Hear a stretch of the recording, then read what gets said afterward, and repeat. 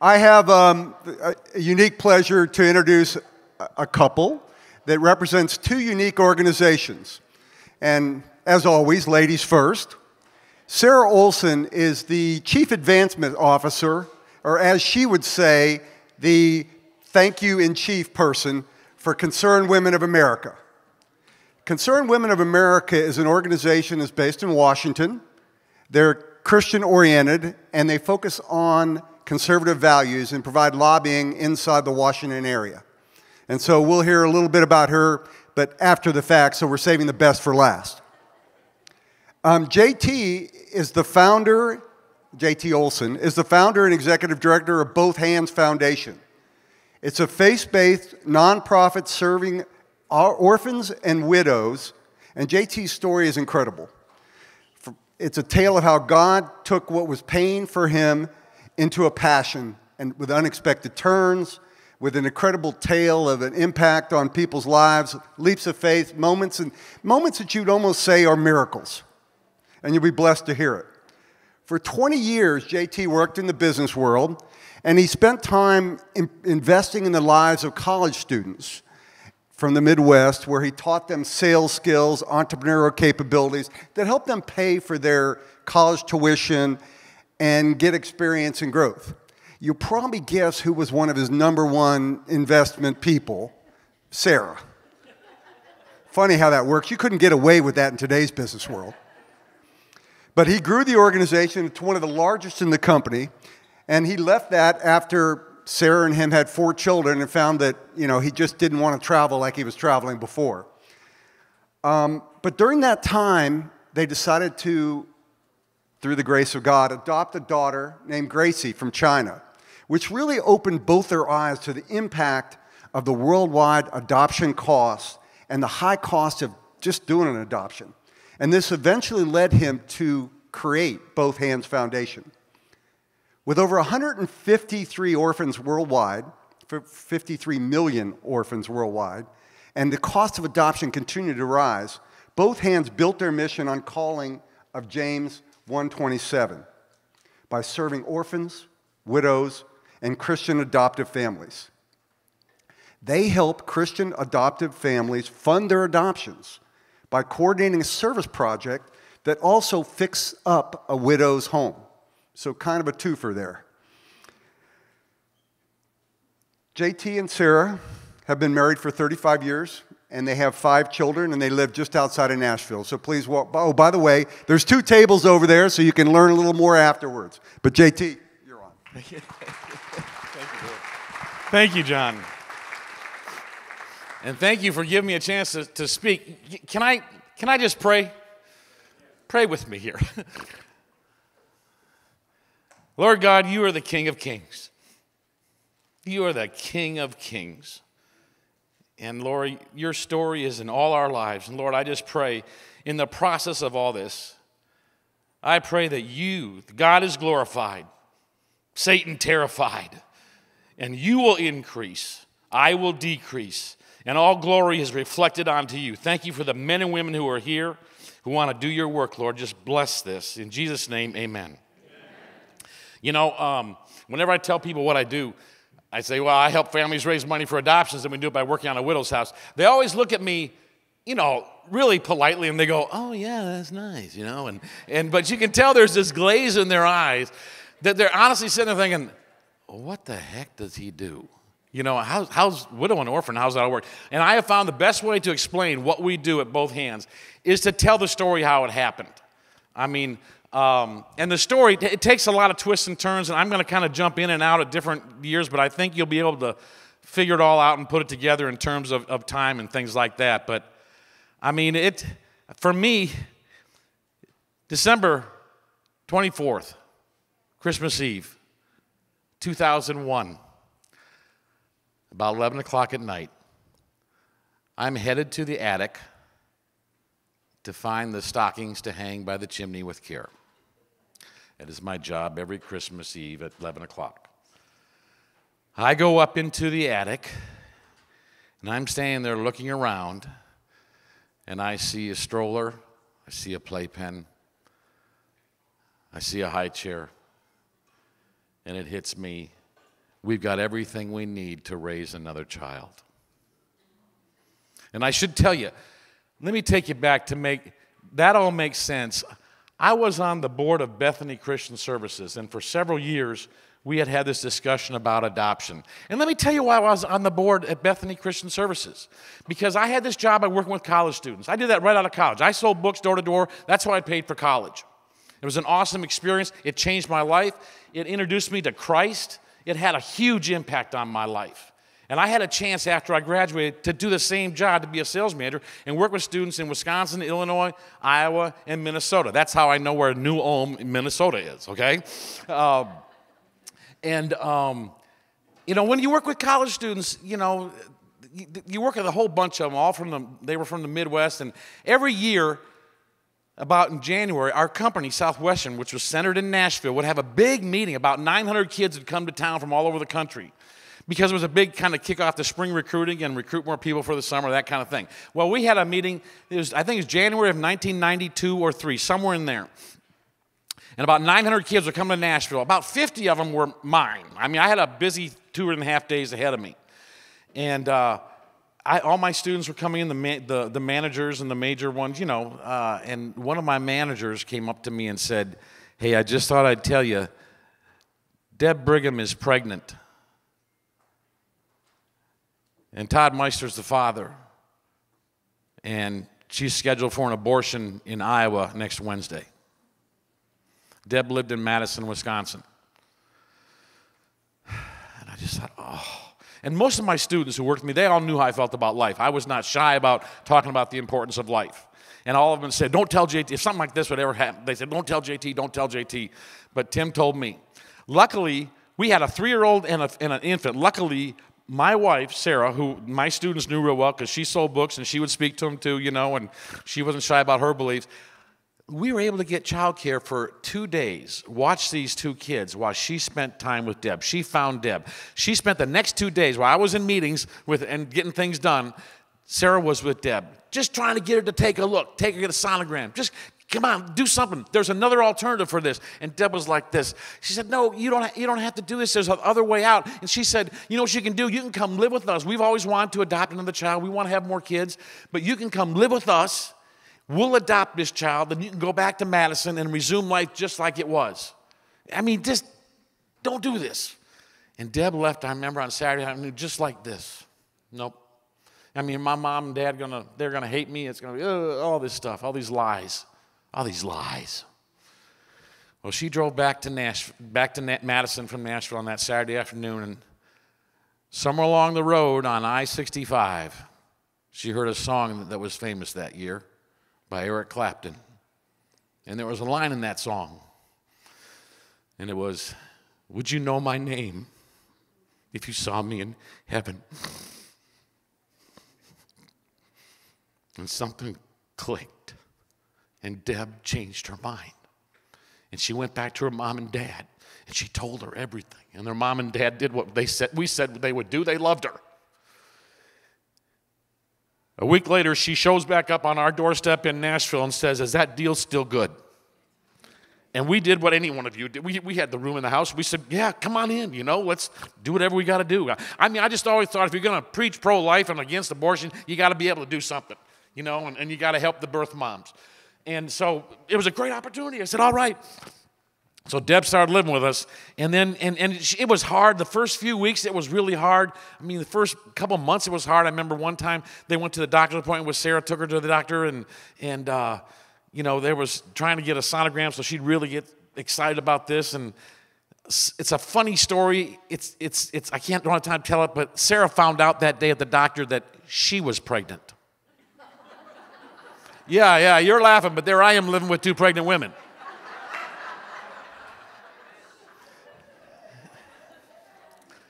Anyway, but Deb was trying to figure out a way to tell us that she didn't want to give the baby up.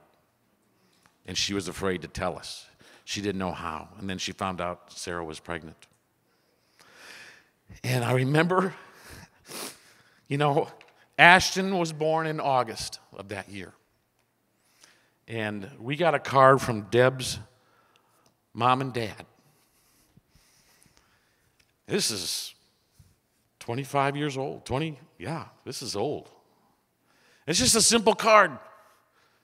And it just says, I've never seen God, but I know how I feel. It's people like you who make him so real. I mean, open it up. It's just real simple. It just says, God bless you for being so special. But you open it up, and then she wrote a note. It's 2 simple sentences. Dear Sarah and JT, thank you for being there when my Debbie needed someone. I'll never be able to thank you enough for saving my grandchild. Just, you know, we're talking about what's shakeable and what's unshakable. This is unshakable. This doesn't wash away. This doesn't burn up. This is something I'll never forget. I had no idea that's what I was doing, and it hit me. Wow. And you know what I did? Throughout the 90s, I think we had 4 different women live with us.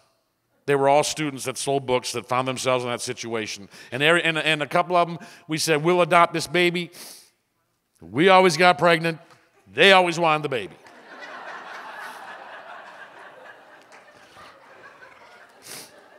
So it worked out.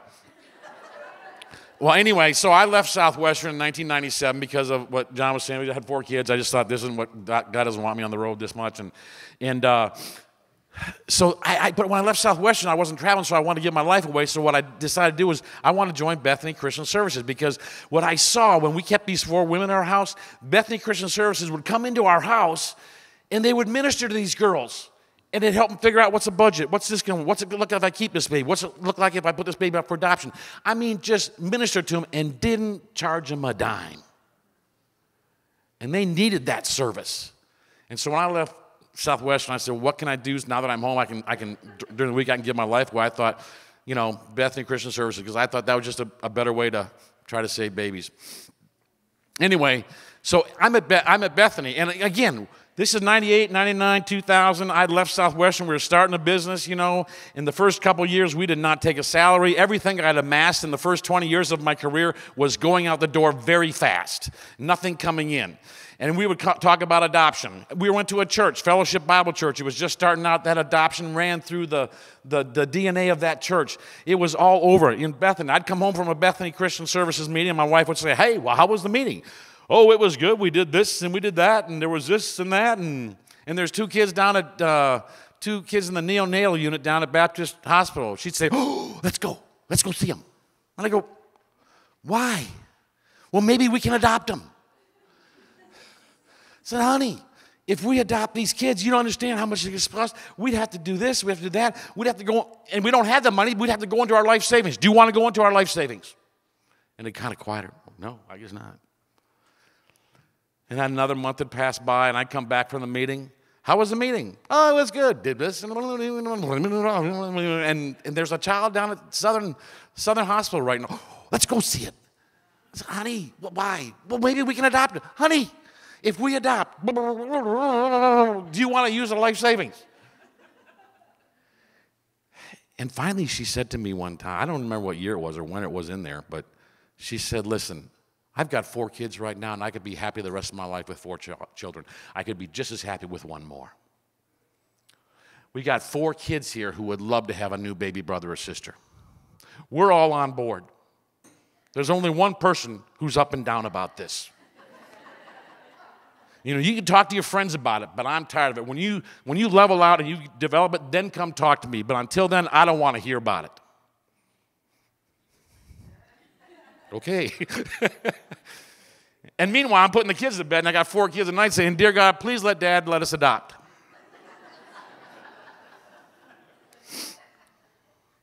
So back to the attic. I look around, I see a high chair. I see a playpen. I see a stroller, and I think, we've got everything we need to raise 1 more child. And then it hit me. What's wrong with using your life savings to save a life? What's wrong with using a life savings to save a life? It's like in the attic, that moment with God, that turning point. Mine was in the attic. I talked to a pastor once who was interviewing me. He said, some people get taken to the woodshed by their father. Your father took you to the attic, didn't he? No, he did, because that's when I realized that all things that got to wash away, the things that won't burn, the things that won't rust, the things that won't blow away. It's not an IRA. It's not the money. Boy, I walked down the stairs with the stockings in my hand. Saw my wife on the way up. I said, honey, there's high chairs up there. There's a stroller. There's a playpen. There's a crib. And she thought I was going to say, it's time for a yard sale. Let's get rid of this stuff. And I looked at her and I said, what's wrong with using a life savings to save a life? She said, are you serious? I said, yeah, I am. Can I tell the kids? It's, then it's like,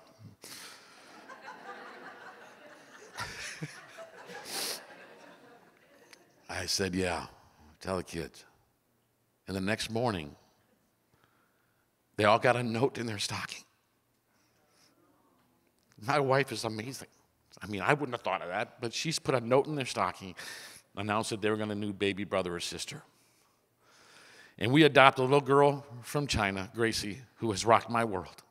In 2003, September, we went to China because of the SCARS epidemic. We were, and the generosity of our friends, those two combined, we were able to take all 4 kids to China to get Gracie.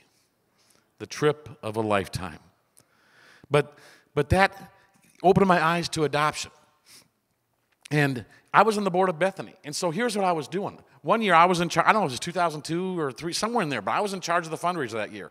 And what I chose to do was a fundraiser where it says, where we golf and we send letters out to ask people to sponsor us. Does everyone understand that concept? Because to get both hands, you have to get that part. Sometimes people do it for a 5K. Give me some nods here. Everyone understand this? Okay, you got it. Okay, so we're sending letters out, asking people to sponsor me while I golf. I had a buddy who I was in a Bible study with. He sends my letter back to me. Does not include a check. He scribbles on the letter with a magic marker. JT, if you told me you were working on a widow's house, I might support you. But you're just golfing. Nice cause, but not my money. Proverbs 27, verse 6, wounds from a friend can be trusted. I hurt my feelings a little bit, but at the same time I thought, man, that's a good idea. A couple days later we talked about it and laughed about it. He still didn't give me any money. But the idea just never left me. Whenever I saw a 5K or a golf tournament after that, I kept thinking, if all those people were working on a widow's house, would it be better? Would it be more powerful? Would it be better? I just couldn't figure it out. I even met with some business friends of mine and said, what do you think about this? And they, I just didn't have it all figured out until a couple years later, I'm in church, and I come across a good friend of mine. He actually was one of my former students who had sold books for many years and moved down there. And I said, hey, Don, how you doing? He looked at me and he said, I'm adopting 4 kids from Moldova. And he's got 3 kids at home. I said, Don, what happened? He said, well, I went to Moldova on a trip with this mission group called Sweet Sleeps. They deliver beds to orphanages in Moldova. And fell in love with this little boy, George. And we became inseparable throughout the week. And when we got home, I started the adoption process and found out George has 3 siblings. And we're not going to break up the siblings. Well, that took me back to when I was 12 years old, living on a farm in northeastern Iowa. I remember one weekend in March of 1969, my mom and dad left to celebrate their 16th wedding anniversary. And there was 5 of us kids. We were kind of farmed out to different places. And I remember Saturday night being brought home because mom and dad were coming home. And I'd played in the barn all day Saturday, so when my neighbors dropped us off, I was dirty. I had to go in the basement to change. But my other brother, he went in the front door. And I remember sitting in the basement in this chair, bending over, unlacing my boots, and my brother came walking down the basement stairs. And I looked up at him, and I said, are mom and dad home? And he looked at me, and he said, mom and dad are dead. I said, what? He said, mom and dad are dead. They were killed in a car accident an hour ago. And he turned around and walked upstairs. He had just heard himself as he walked through the house. He was a zombie. He was processing it. But I remember that moment. I remember hitting the floor, that cold cement floor in our basement all by myself, wailing like any 12-year-old would. Thinking about mom and dad. Thinking about I'm never going to see mom and dad again. I know what it's like to be an orphan. I know what it's like to experience something that's going to rock your world. I know what it's like to experience that kind of abandonment. I know what it's like to wonder what's going to happen to us. I know what it's like to wake up the next morning and think it was all a dream. And then for the first 10, 15 seconds, you fight to make sure it's a dream. And it just hits you. This is not a dream. This happens to other people. I know what that's like. And I know what it's like to think what's going to happen to the kids. But I also know what it's like to be rescued. Because 3 months before the accident, my mom and dad and my aunt and uncle, my mom's sister and her husband, changed their wills. That if anything would happen to one of the families, the other family would take them. My aunt and uncle lived in a very nice suburb of Milwaukee called Brookfield. They had 3 kids of their own. They were 33 years old. Started a business about a year earlier. They took all 5 of us in.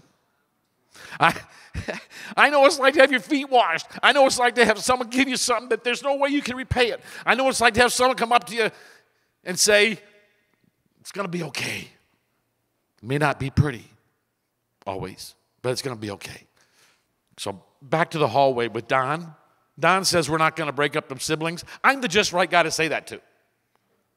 I mean, because I'm not going to sit there and say, are you sure? You know, I'm sitting there going, I'll tell you exactly what went through my mind. What went through my mind was, here's a man who's trusting God in a way that I envy. I want to have that kind of faith.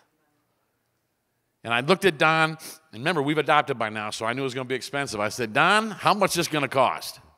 He said, well, they're telling us $70,000 or $80,000. I said, do you have any idea how you're going to raise that money? He said, no. I said, I think I got an idea. And so long story short, Don and I got together. We recruited about 13, 14 friends of ours in town, most of them old Southwestern book salesmen, you know, and that network. We sent letters out to everyone we knew. In the letter we said, would you sponsor me for the day while I, not running a race, not golf, but while I work on this widow's house? All the money I raise is going to go towards this separate thing, getting these 4 kids home from Moldova. And I found a widow in Nashville who needed help, got all the supplies donated. I mean, it didn't cost us anything. All the merchants we talked to about it, you know, they said, once they heard about it, they go, yeah, dude, what do you need? You know, we'll give it to you. And the only thing we spent money on was stamps. And we spent the day working on Miss Lucille's house. And it was, I think about 35 people showed up because word kind of got out. And boy, what an awesome day. I'll never forget that day as long as I live.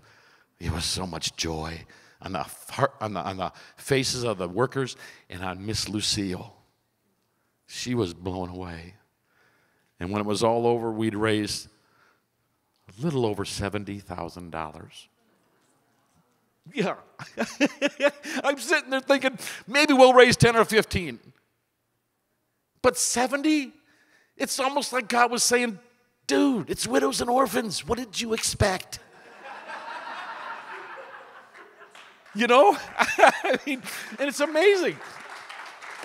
And then about 6 months later, another friend of mine had come up to me and he said, I heard what you did with Don. Would you help me? We're adopting from Guatemala. I said, yeah, let's do it again. That was fun. You know, and so Bill and Lisa Kersey did a project. Theirs happened in April of 2008. 13 years ago this month. And I think they need to raise about $13,000. We raised about $12,000. But we put a new roof on this lady's house. We found Miss Diane. Miss Diane had lost her husband in a tragic car accident 7 months earlier. She had a 4th grader and an 8th grader. Oh, I remember what we did. We put a new roof on. That's not a good thing. I wouldn't suggest that if you're going to do one, you know. But we did. And we had a bunch of people there who knew what they were doing, and we put a new roof on our house. I remember standing on that roof. I climbed up there, carried some shingles up. You know, that's what I did.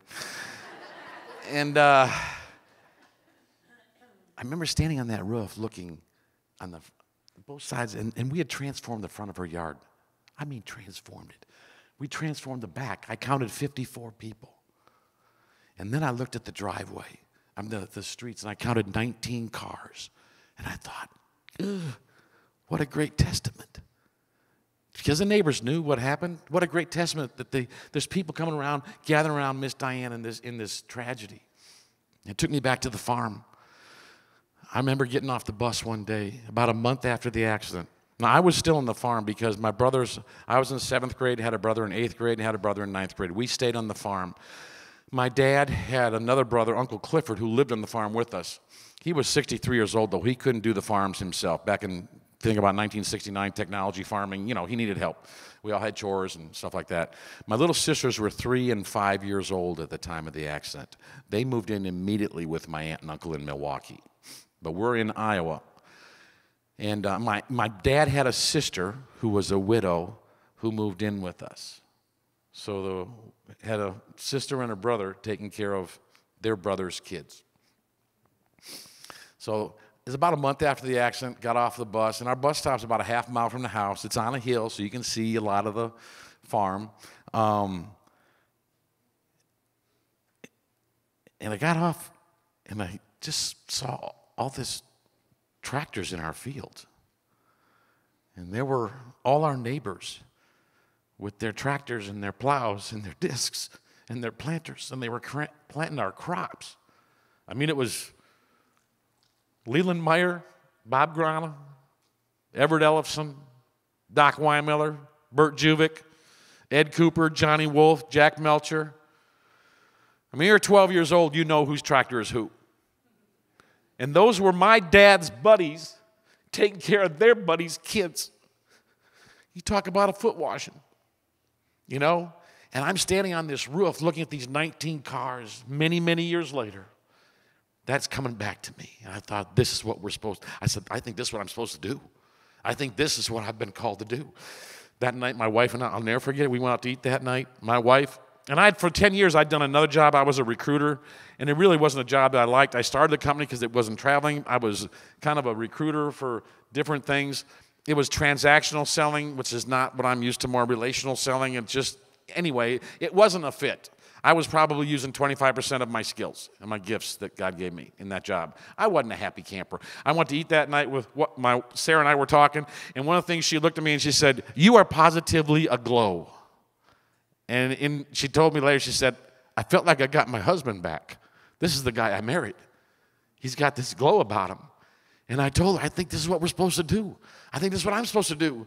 And she said, "We got 5 kids. Have you thought about health insurance? Maybe a salary or something?" And I said, "Yeah, but this is pretty good." I said, "Would you consider going to work outside the home?" Now, this is where the story just takes it's just a kind of a little slight detour, but I got to tell you, it wasn't about J.T. Olson. It was a big deal. It was about Sarah Olson, too, because she was a homeschool, stay-at-home mom. And she, within a month or 2 months, soon after that, she went to work at Belmont University in an entry-level position in admissions. She worked in admissions for 4 years, worked her way up, and then she went to development. And she has just met some unbelievable people, has developed some great skills. In 2015, she was recruited out of that by Concerned Women for America. And now she has a national territory in the United States where she helps promote 7 principles that are really, really important to our country in what she does when John introduced her. So God had something for her, too. And that's the thought when I think about the story, and it all pulls together. This is my favorite. We started Both Hands then in August of 2008. This is my favorite part. There's 3 projects happening today. I just remembered that. One's in Oregon, 2 are in Tennessee. One's in Johnson City, one's in Knoxville.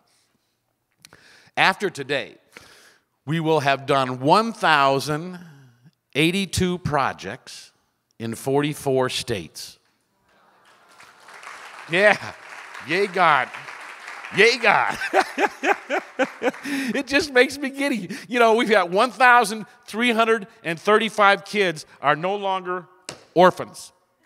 Yeah, now that's something worth clapping for. Yeah, baby.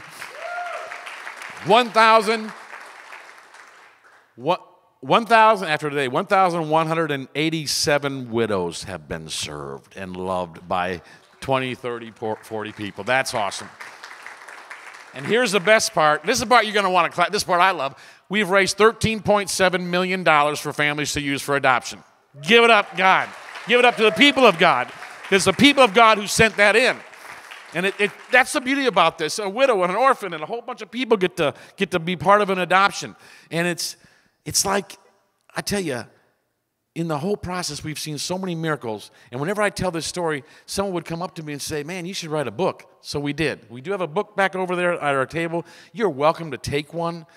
We've had a generous donor who's paid for those books. So you can grab one if you want. If you want me to sign it, I will. I don't want to hurt your book or anything. But it's like, I was 52 years old when I started Both Hands. I was 12 years old when the accident happened. For some of you Bible scholars, you know there's a difference there of 40 years, and you know 40 is a significant number. And it's not like, I'm not saying I wandered without sandals in the desert and suffered. Don't hear that. I'm just saying there's 40 years difference. And God was preparing me in the skill sets that he was developing, in the life experiences, of being an orphan, but also being taken in. It's like I was 52 and he said, JT, this is what it's all been about. Now, just tee it up and swing and enjoy it. And honestly, I haven't worked a day in 13 years. I mean, if you call this work, I just get to tell the story, and get to work with wonderful families who are adopting. And I don't know why this imagery really fires me up, but for some reason it fires me up when I think about it this way. I just think when Satan gets up in the morning with his little minions, and he goes around with everyone's name, and when he gets to my name, I don't want him checking the box that says not a threat. I want him thinking, he's up again. That's what I want. And I hear these people, you guys in here, we're the same way. That's the way you guys clearly are. I look at the tables. Clearly these are warriors here. And it's fun to be with you. And it's amazing when I think about what God has done in the process of Both Hands. If you'll see on your table there, you got a couple pamphlets. One of them is raise funds for an adoption. One of them is raise funds for an orphan care. About 10% of those projects I mentioned to you, I should mention this is kind of just to make sure you're aware of it. If you're not adopting, but you still want to do a Both Hands project, you can raise money for an orphan care project. What I mean by an orphan care project, maybe it's a Sunday school class, maybe it's a small group, a prayer group, home group, and you want to raise money for an orphanage in Columbia. Maybe you want to raise money for the foster care system in your town. That's what I love those projects because, you know what? Because of something my mom and dad did with their wills, we were saved from foster care. We were saved. We were able to cross state lines from Iowa to Wisconsin without a judge saying, no, you can't do that because my mom and dad had taken care of that. But not everyone is that fortunate. And so if you want to do that, that's another way to do an orphan, a Both Hands project. I feel like the luckiest man alive because it's widows and orphans. I mean, how much better? It's James 1:27, pure religion that our Father loves is looking after widows and orphans in their distress and keep oneself from being stained by the world. So, and you know what? Every organization has some heroes. And I've got many men and women who stood by me.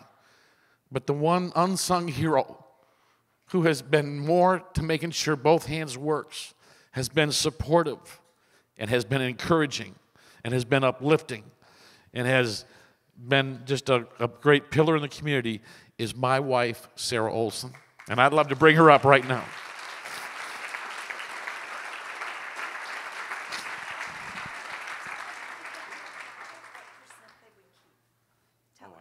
I said, tell them what percentage, if they do a project, they would keep.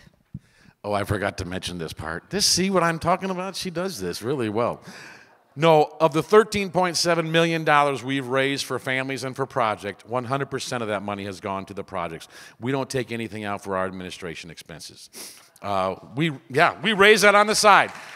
Honestly, I just wanted to make it the most irresistible nonprofit in America. It's widows and orphans, and 100% goes to the project. Second most. Okay, second most. Second most. Because I work with one too.